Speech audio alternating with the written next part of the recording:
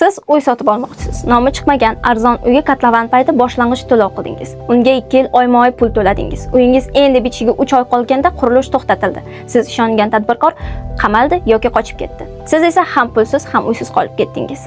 Bunday holat bo'lmasligi uchun nima qilish kerak? Keling, xorij tajribasini ko'rib chiqamiz. Masalan, Xitoyda hukumat oq ro'yxat tizimini joriy qilgan.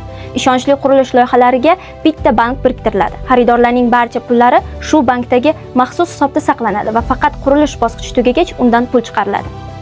Bu xaridorlarning mablag'i boshqa maqsadga sarflanmasligini kafolatlaydi. Birlashgan Arab Amirliklarida islom banklari orqali murobaha usuli bilan uy olish mumkin. Bunda barcha xaridorlar va investorlar pullari islomiy bankka to'planadi va qurilish yakunlangach uylar va daromadlar taqsimlanadi.